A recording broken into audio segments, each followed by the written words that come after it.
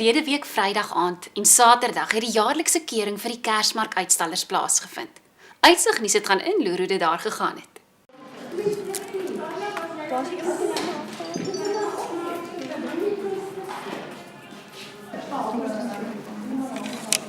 Die Kersmark vind vanjaar plaas van 17 November tot 4 Desember en beloof om, soos in die verlede, baie spesiaal te wees. Terwyl ons daar was, loop ons toe sommer ook 'n paar van die Merwewil uitreikers raak, waar hulle besig is om die geldjies te tel van hulle blikskut oefening wat vroeër die oggend plaasgevind het.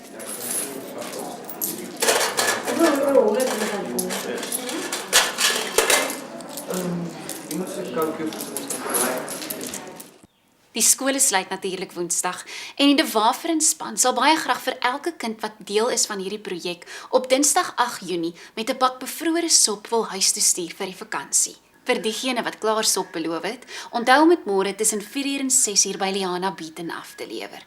En vir diegene wat dalk nog wil betrokke raak, dis nog nie te laat nie.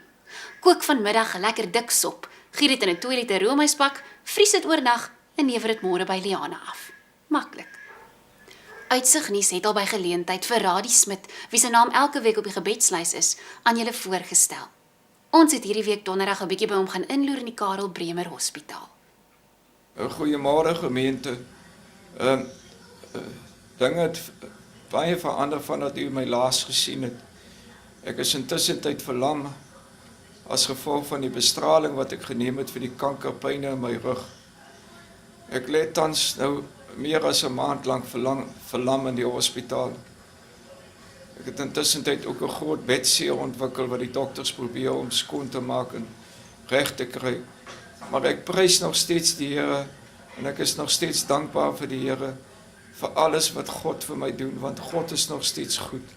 En ek glo dat elke gebed van elke persoon wat julle opstuur vir my na die Here sal die Here verhoor en die Here sal my bystaan. Ek word nou vandag ontslaan uit Karel Bremer Hospitaal en gaan weer terug na helpende hande.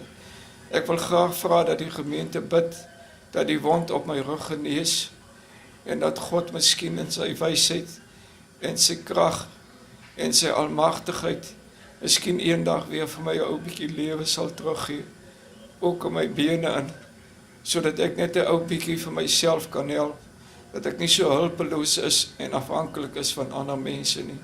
Bid vir my, vra vir God om my te help, vra vir hom om my krag te gee, om dit wat met my gebeur het, te aanvaar. Baie, baie dankie vir al julle liefde en vir al julle bystand en vir al julle gebede. Prys die Here daarvoor. Dis dan al van ons kant af. Geniet die vakansie en pas mekaar op. Mooi bly.